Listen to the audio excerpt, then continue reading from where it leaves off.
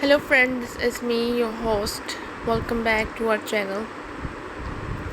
I hope you all are well and doing great. So today I am back with another video to give a review on another book, which is The Nothing Man. Two stories, one killer, no mercy. This book is Catherine Ryan Howard. True life. Before the events of 4 October 2001, crime came regularly into our home, but only on twin spools of glassy black tape encased in shells of hard plastic. And it was me who carried it inside. That last Christmas, I got a portable television with a built-in VCR player for my room.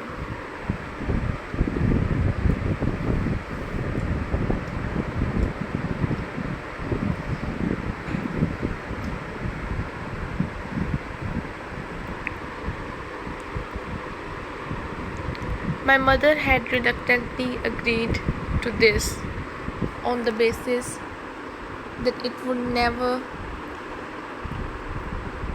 be neglected to any TV channels, that I could only use it to watch videotapes.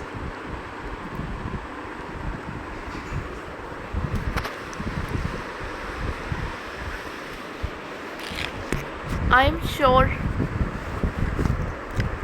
another deciding factor was that if I was in my room,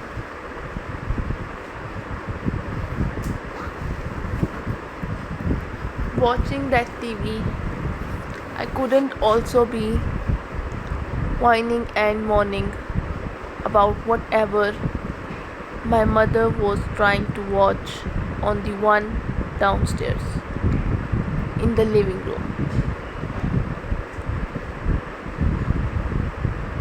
In a house where technology meant a cumbersome,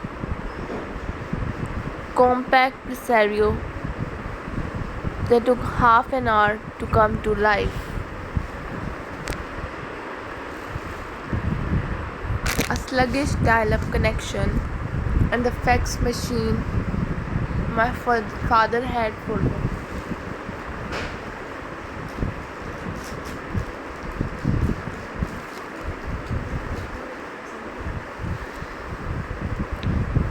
The novelty of there suddenly being a TV screen in my bedroom was on a par with there being an alien spaceship in the back garden. Whenever I turned it on, its power spread out beyond the set itself, electrifying the entire room with its hum, bringing every molecule in their air alive with the excitement of endless possibility.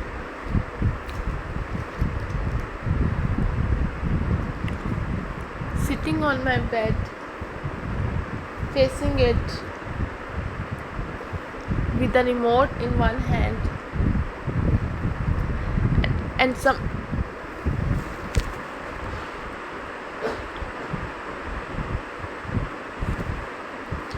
something sugary within reach of the other was my happiest place. until I ran out of things to watch.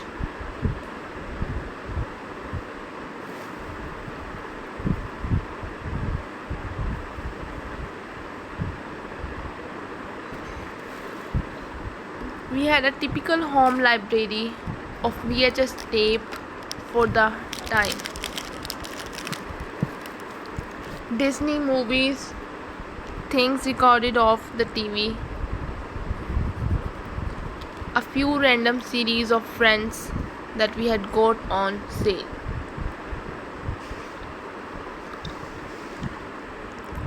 Having quickly exhausted these offerings, I negotiated a deal with my dad. I would be allowed to use my parents' account to our local video rental shop, provided I paid for the tapes and assumed responsibility for returning them on time.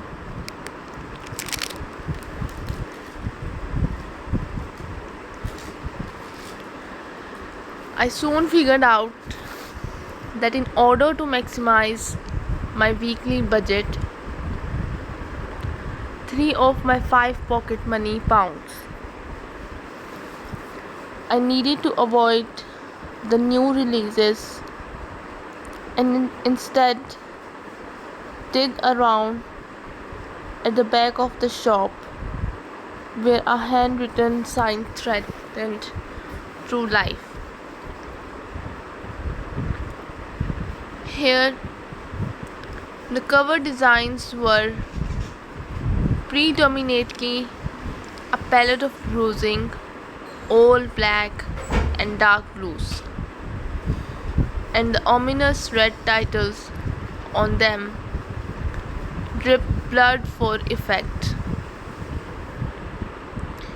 These were made for TV American movies based on infamous American crimes. For some reason, available to rent on VHS in Ireland. They had low production values, cheesy dialogue, and at best a tenuous relationship with the truth. When I first encountered them in spring 2001, the vast majority were already at least a decade old, covering cases that had happened even further back. But you could rent 2 for a week for the same price as a new movie for one night. So I started working my way through them. I quickly became obsessed. A Killing in Beverly Hills told the story of the Menendez brothers,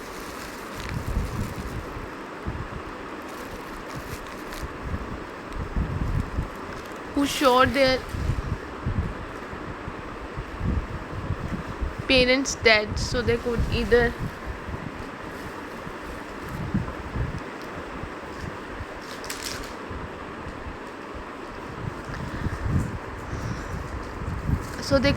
escape their father's abuse, as they acclaim, or start spending the inheritance, as the prosecution did.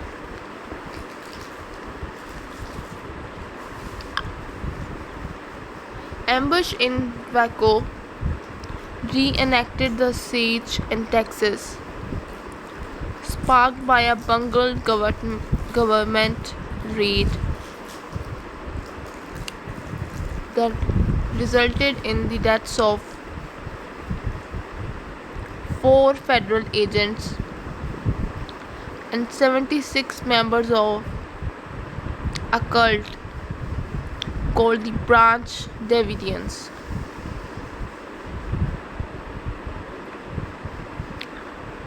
In small sacrifices,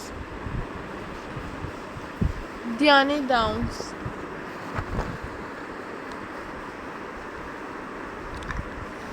played by Farrah Fawcett's here, stops her car on a dark country road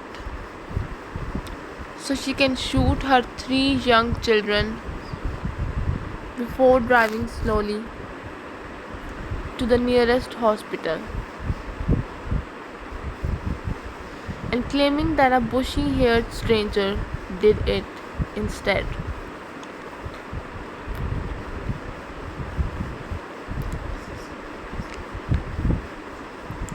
A flame-haired teenage Drew Barrymore played the role in the Amy Fisher story, in which a 16-year-old girl dubbed the Long Island Lolita, a moniker completely lost on me at the time, had an affair with 35-year-old Joey Buttafuoco and then attempted to murder his wife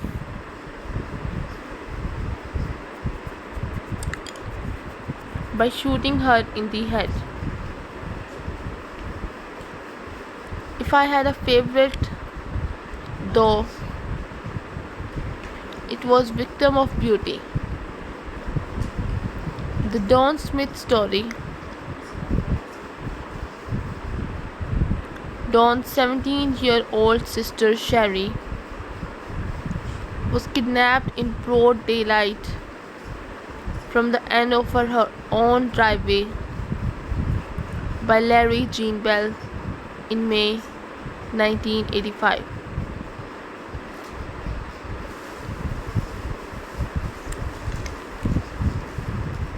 Then murdered by him. The made-for-TV version of events, starring Star Trek Voyager's Jerry Ryan, focused on Bell's obsession with Dawn, a blonde, blue-eyed beauty pageant contestant. In the 28-day period between Sherry's disappearance and Bell's capture.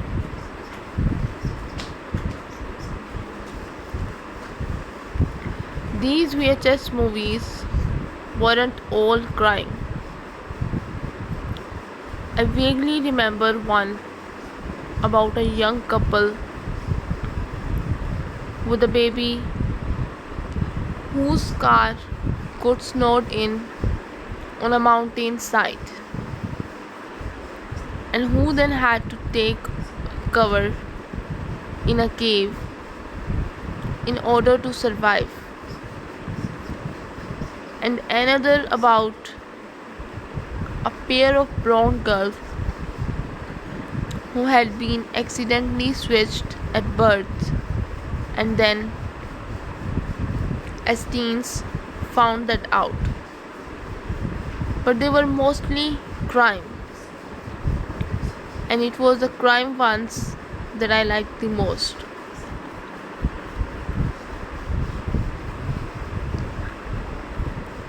Let's play a game. In the final minutes of 31 December 1999, in a nation abuzz with a mix of uncharacteristic optimism about the dawn of a new millennium and a Y2K induced fear that planes were about to fall out of the sky.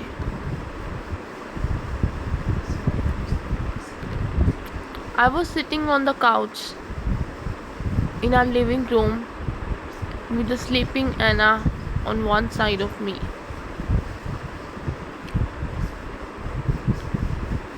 and a softly snoring nanny on the other.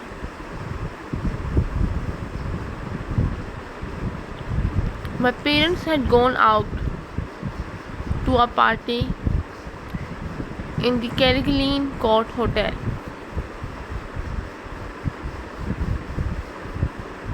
I wouldn't see them until I woke up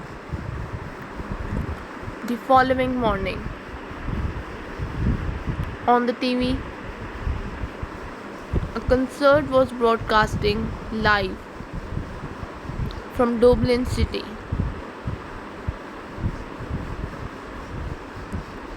Fireworks were imminent. My eyelids were heavy,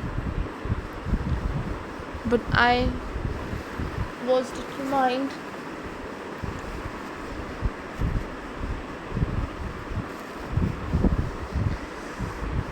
to stay awake long enough to see them. I may have reached for a sip of coke or maybe even got up and made myself a cup of tea.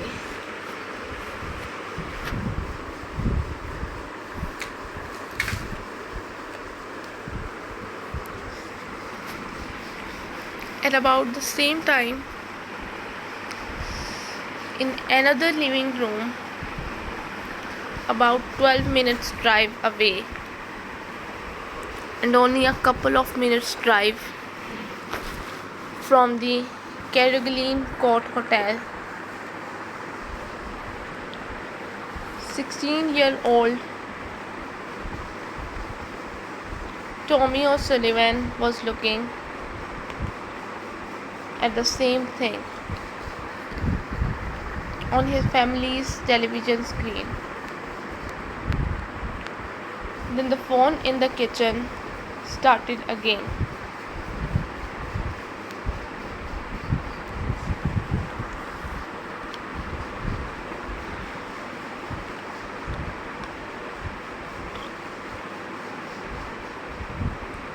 At first, Tommy thought he wasn't hearing anything on the line because the speaker was being drowned out by the noise of the television. Or perhaps that of his charges. His siblings, David, aged 12, Nancy, 10, and Emmer, 7.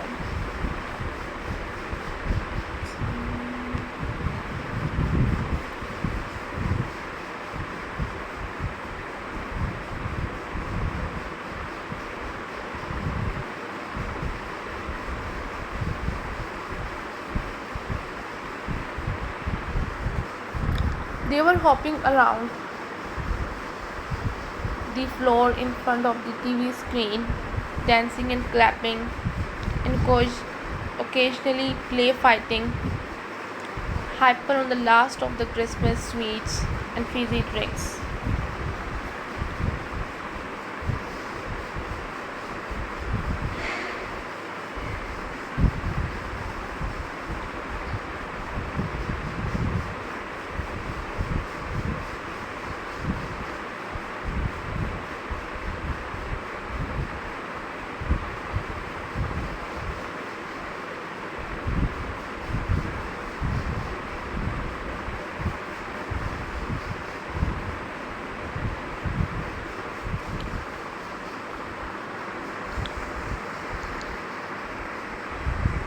The O'Sullivan's landline was fixed to the wall next to the fridge in the kitchen.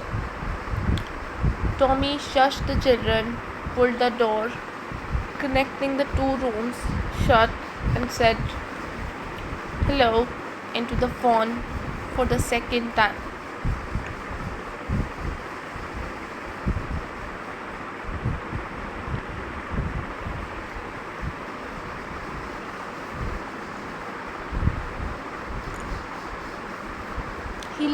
He heard what he would later describe as a crackling sound.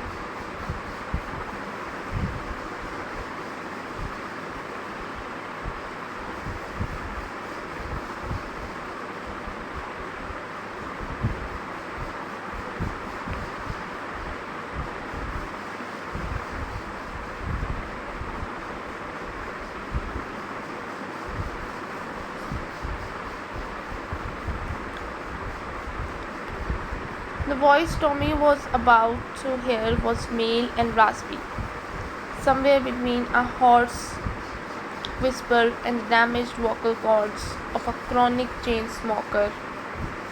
It said, "Let's play a game."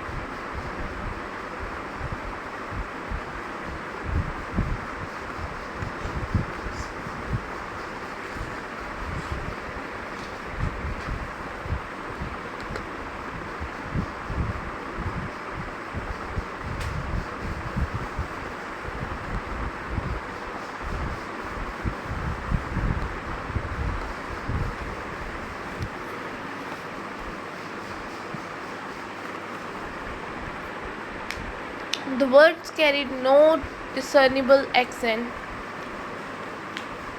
but the way the caller spoke had a kind of theatrical menace about it.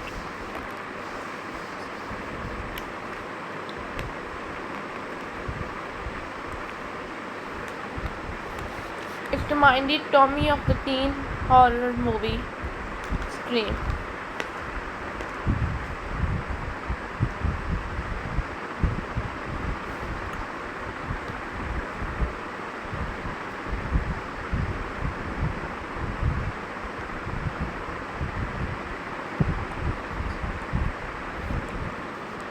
In its opening sequence, Drew Barrymore's character is home alone when she receives a phone call that at first seems like a playful prank. But the caller is soon revealed to be masked murderer who gains entry to the house and kills her.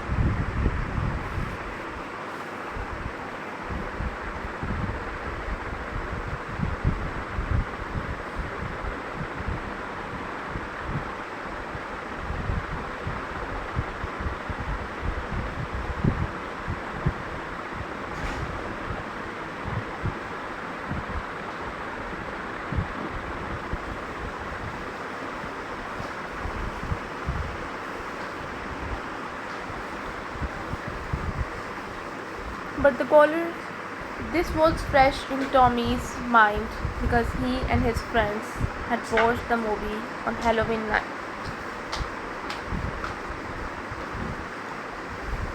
Now it was New Year's Eve, and Tommy was the only member of that group who wasn't at Mike Hickey's free car, drinking spirits smuggled out of parents'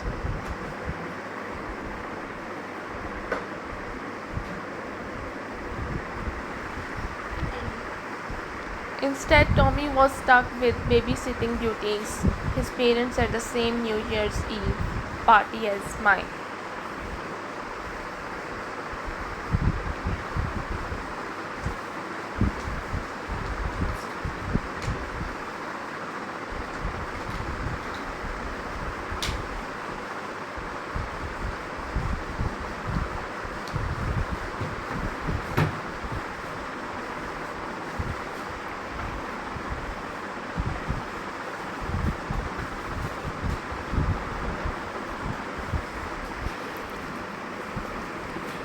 He had never been happy about this arrangement, but was even less so now, with the clock ticking down to midnight and the wrenching feeling of missing out,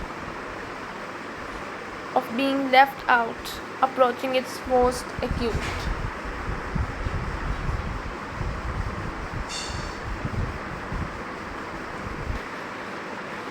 Convinced that this phone call was one or more of his friends, taunting him about this situation.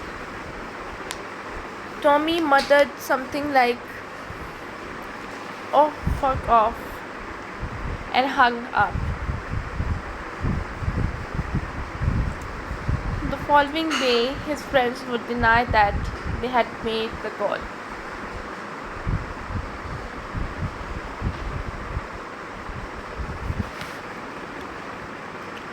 A fortnight later, on the morning of 14 January 2000, Tommy was woken by the piano key.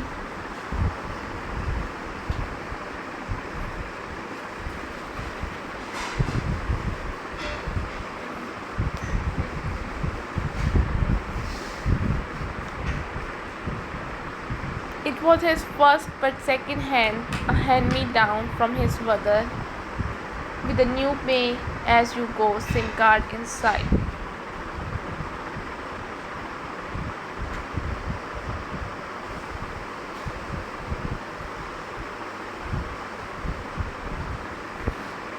Tommy had a Saturday job in the Super Value in Carrigaline since the summer, restocking shelves and packing bags in each week,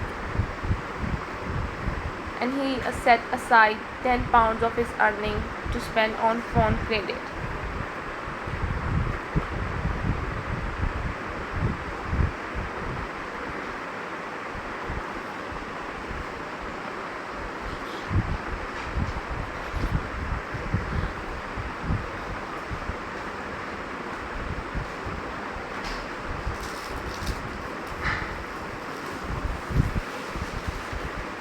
Tommy had a Saturday job in the Super Value in Carrigaline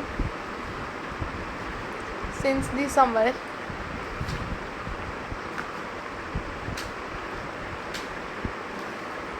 restocking shelves and packing bags in each week.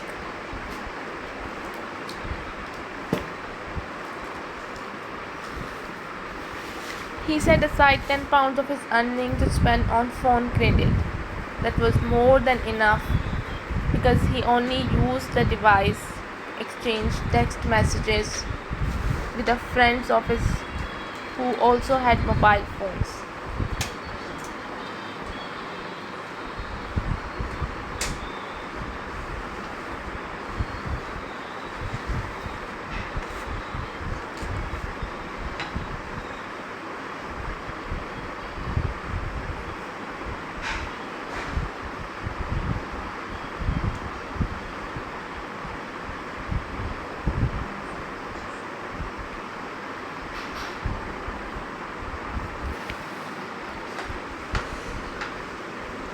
His mother didn't have one, and his father only used his for work, which was why it was confusing that, according to the little green square screen glowing in the dark of his bedroom, it was Dad that was calling him now. When Tommy saw the time, he was even more confused.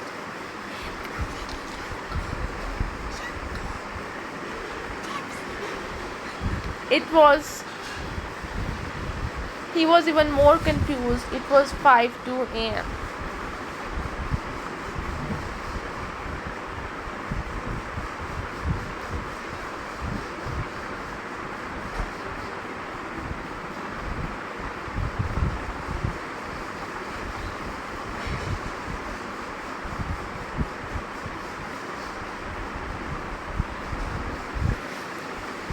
Tommy, his father's voice sounded far away, even though he was presumably just on the other side of the wall. "Is your door locked?" They were on the living room window the following morning.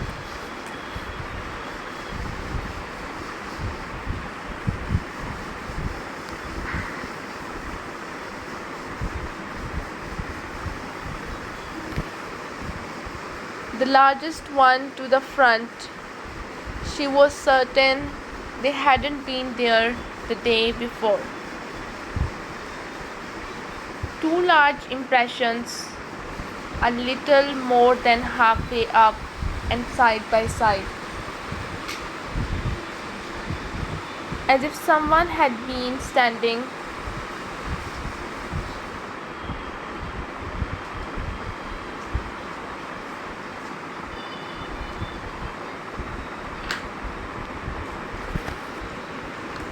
They were smears rather than prints, as if the lever had touched something greasy first. The fingers were unnaturally splayed, like children's finger paintings. It was as if the matching hands had been trying to leave evidence there.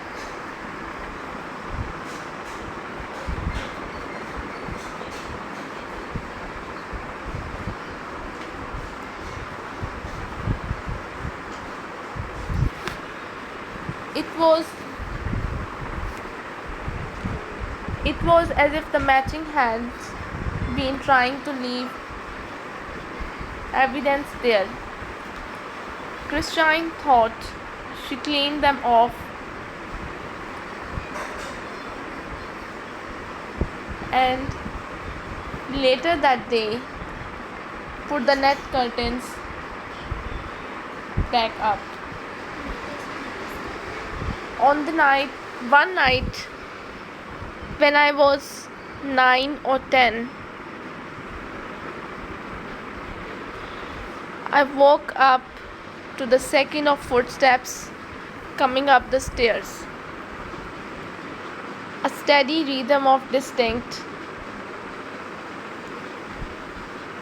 alternative creaks, left foot, right foot, left foot, right foot, left foot, right foot. I knew instantly that something was very wrong, because I could also hear the soft snoring that my father was asleep in the bedroom next door.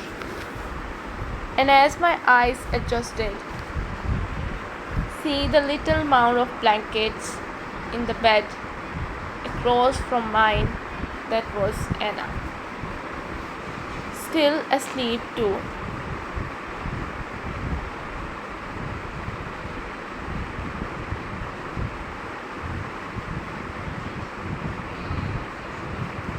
The timbre of the footsteps sounded nothing like my mother's light tread. So who was coming up the stairs in our house in the middle of the night? And why were they taking so long?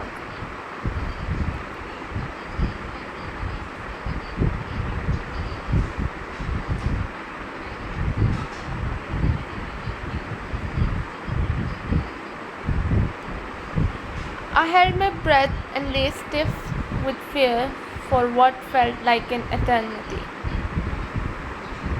but was probably closer to several seconds in reality. Then, happily, I realized my mistake. What I was actually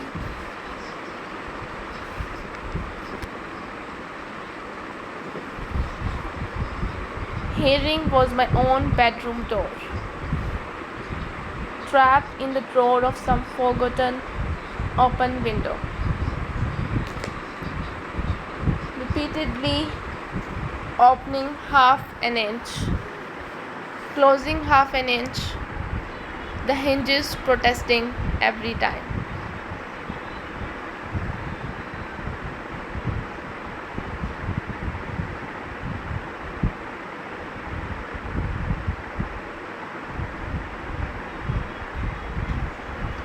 On the night of 14 July 2000, Christine Karen had a similar experience in that she woke up to the sound of footsteps coming up her stairs and felt her limbs freeze up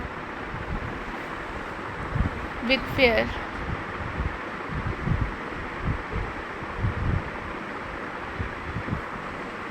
But this was no oral illusion.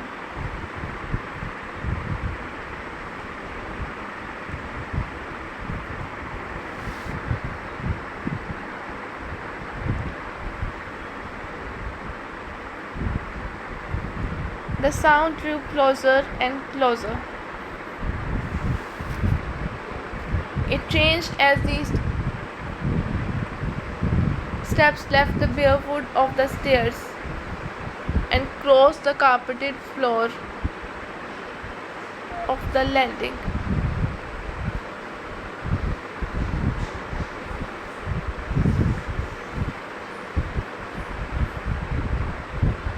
And then a shadow detached itself from the darkness and moved towards her until it became a masked man standing at the end of her bed.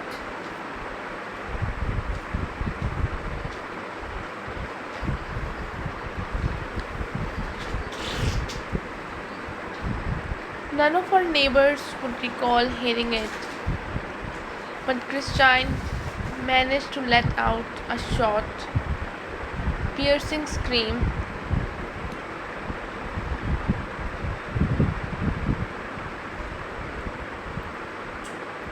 before a gloved hand was clamped over her mouth and the sharp tip of what she knew must be a knife was pressed against the skin of her neck.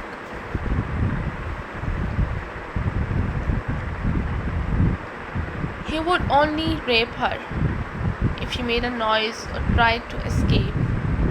She would die. Then he rolled her on to her stomach so she could bind her wrist behind her back. And after that there was only pain.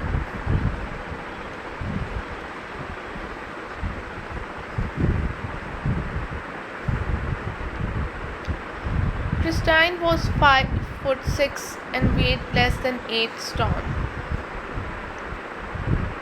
Physically, she was no match for this broad, tall, heavy man on top of her, and he had a weapon.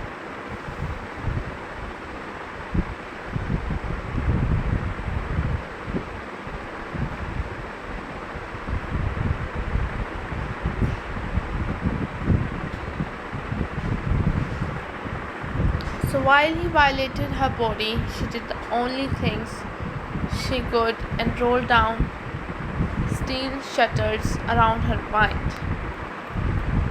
She tried to detach herself from what was happening now and focus instead on what she was already determined to make happen next. She would make sure he was caught, tried, and locked up.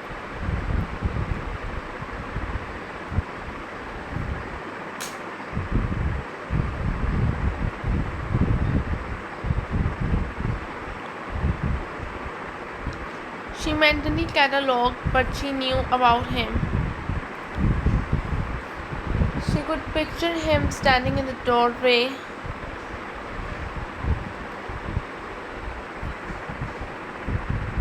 so she would be able to tell them how tall he was. There would be no real accent to his weird whispering, but that in itself told a story. He was Irish, probably from around here.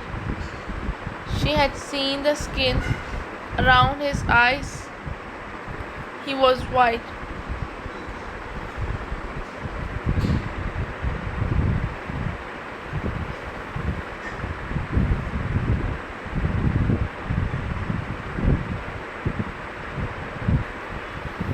She got the impression he was in his 30s or 40s.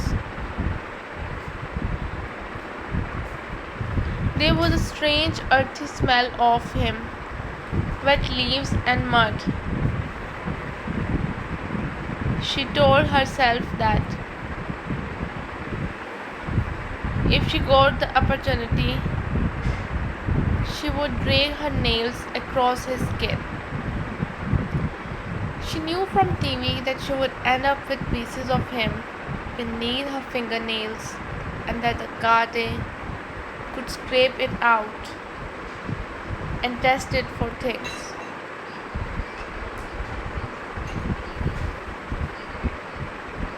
But with her hands tied behind her back, Christine never got the chance. When he was done, her rapist turned her over and roughly stuffed some woolly material. A pulled up sock deep into her mouth. She couldn't breathe and began to gag. She tried to pull herself into a kind of sitting position, hoping that would help. It didn't. She began to feel faint.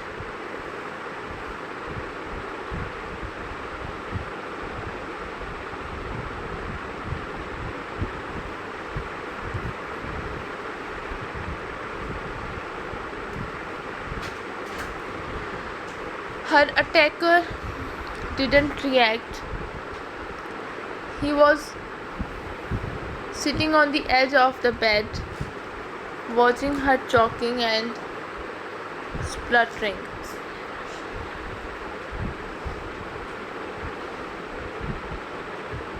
All she could feel was pain, as if a sustained electrical shock was coursing through her skeleton. And now that there was a burning in her chest too. The panic of not being able to breathe.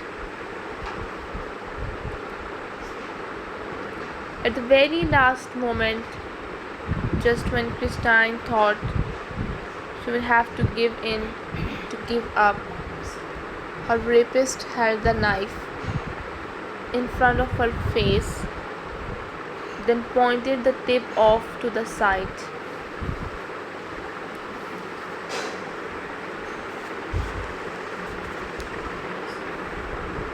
It was a question and Christine nodded the answer desperately.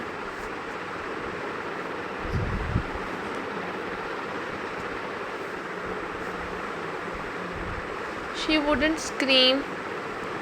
He pulled the shock from her mouth and she immediately vomited, sending the spray all over his sleeves, the t-shirt he slept in, and the sheets.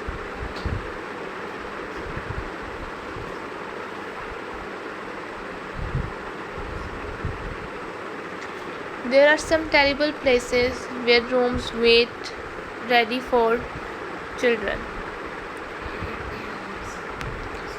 The one they took me to the night was small and uncomfortable, bright, harshly lit from above by fluorescent strips.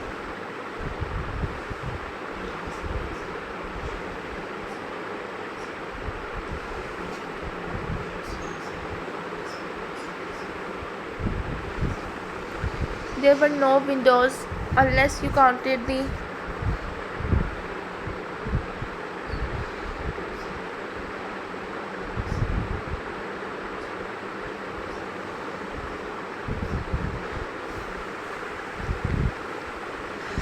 There were no windows unless you counted the little pane in the door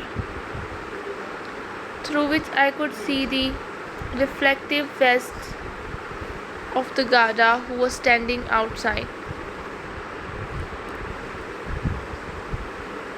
A neon yellow sentry.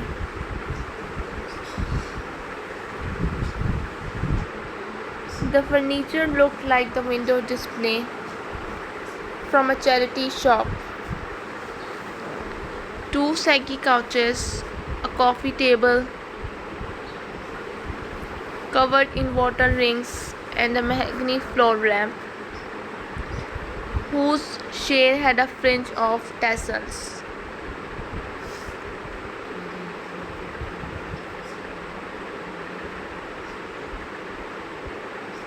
Posters hung on the wall, the kind you see at the cinema.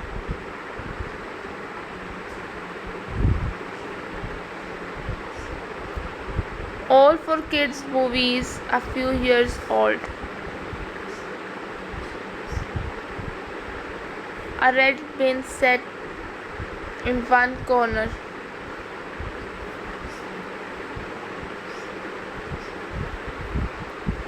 Filled with plastic action figures, dolls with knotted hair, and battered board game boxes that you just knew didn't have all the necessary pieces.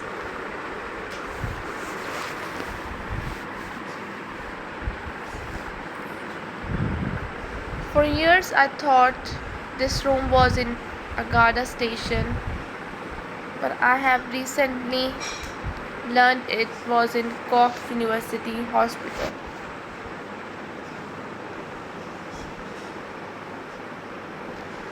A place Coconians still tend to call by a shortening of its original name, the Reach Room.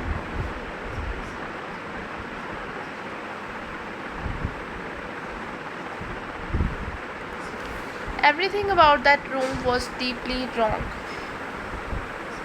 The fact that we were there at all, for a start. Nanny was with me, her hair loose around her shoulders, out of its neat bun for the first time in my life.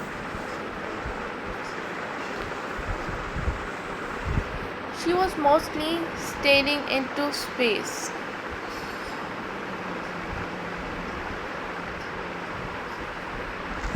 Another woman was there too, a social worker, who I can remember almost nothing about. She was just a blur of grey in the corner. It was so late, it was early, probably around 6 in the morning. I was wearing borrowed pajamas with my feet in adult size socks. The socks were the heavy wool kind and itchy. No one was talking and there was no noise to distract us from what fact.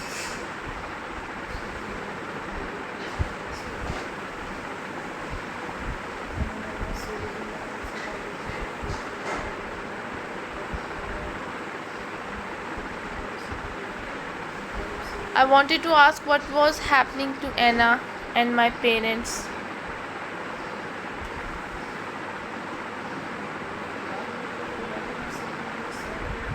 Where they were now, how they were, what had happened in our house.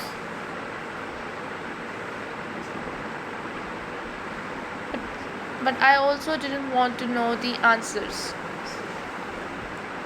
That room was an airlock between my life as I knew it and my life as I feared it would be from now on, so long as I was in there.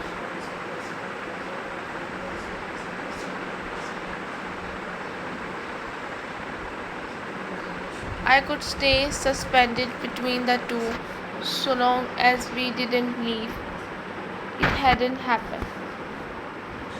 Even if you were already falling, you were technically okay until you hit the ground.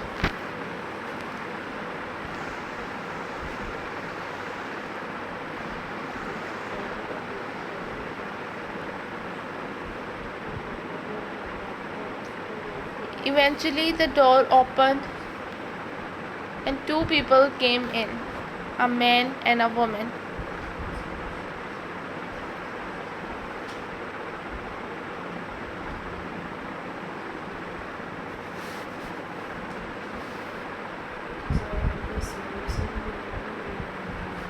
They were in plain clothes and looked like school teachers.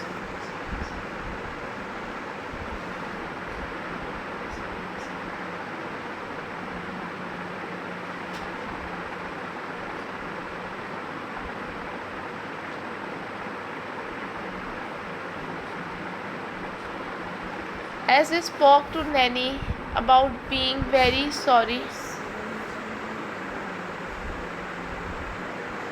and having to ask questions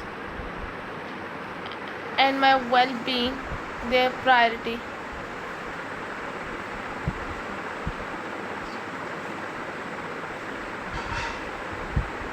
I began to hear a strange noise. A kind of rushing in my ears.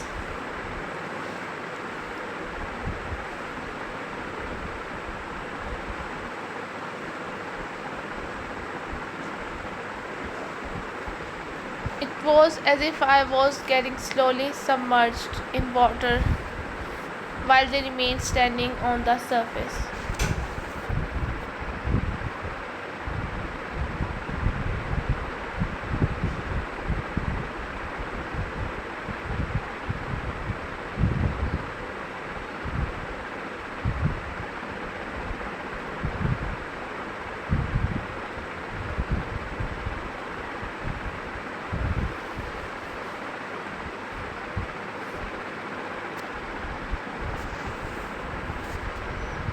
Everyone's voice muffled,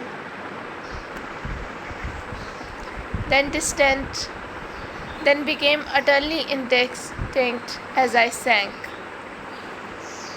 I was drowning and I had no way of raising the alarm.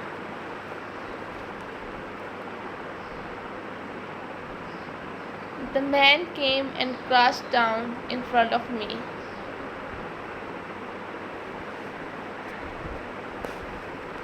He had reddish hair and freckles across his nose.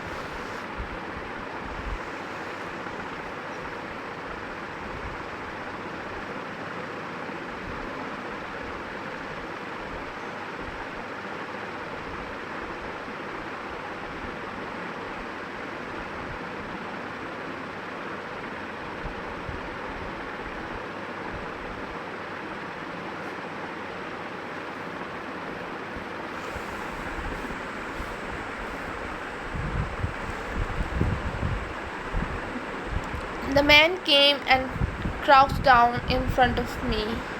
He had reddish hair and freckles across his nose. He was so close that when he spoke,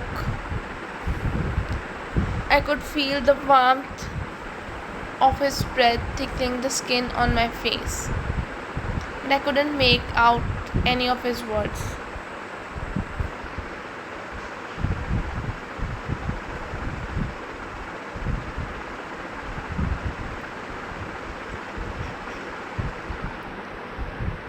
Detective Gada Sergeant Edward Haley can tell you the exact day, time and place he decided to become a guard. It was 14 August 1980, just after 9 o'clock in the evening.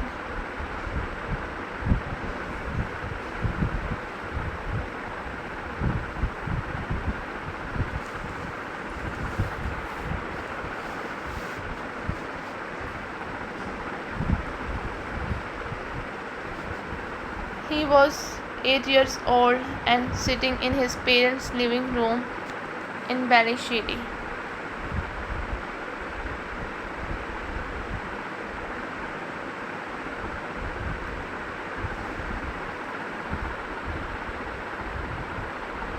Two uniformed guards were side by side on the couch in identical poses,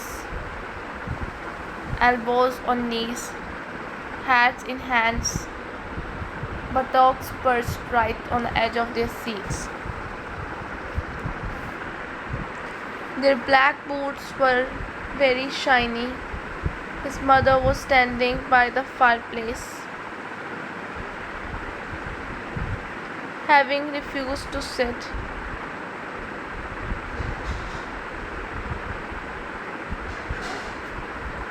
Tears were streaming down her face a few minutes earlier when she had heard the knock. She had rolled her eyes and muttered, "Finally," because he thought it was Eddie Sr., who was late home for dinner and hadn't called to tell her why. The uniformed man gently explained that there had been an accident on the quays in Limerick City.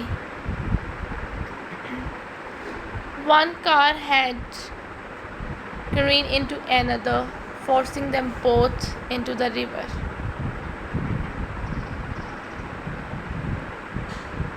There had been no survivors. The driver of the first car was drunk. The driver of the second was Haley's father. In early July 2015, Professor Elgin arranged for me to meet a friend of his named Bernadette O'Brien.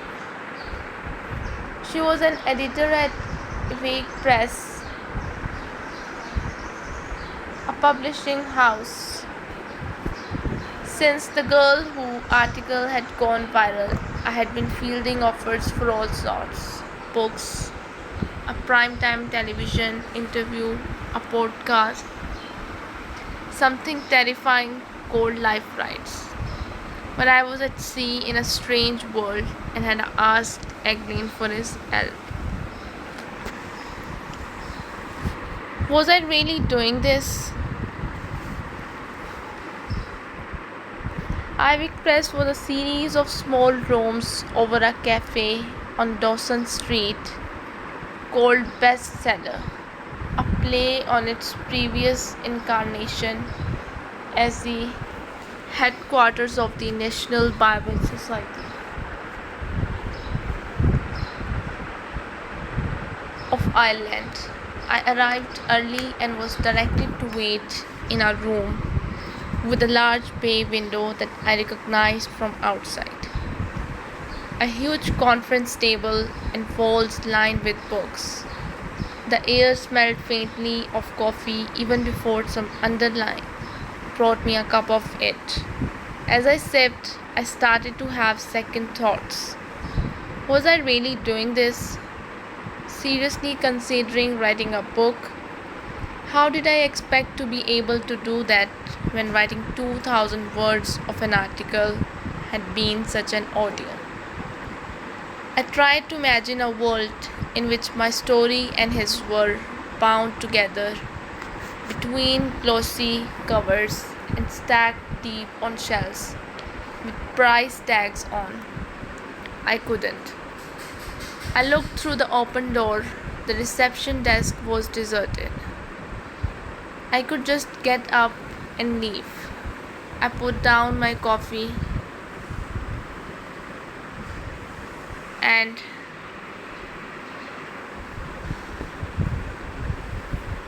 arms outstretched, and I decided the polite thing to do was to stay and hear her out. So this is all we have from this book. I hope you guys liked it. So I'll be back with another video. Till then, just take care and goodbye.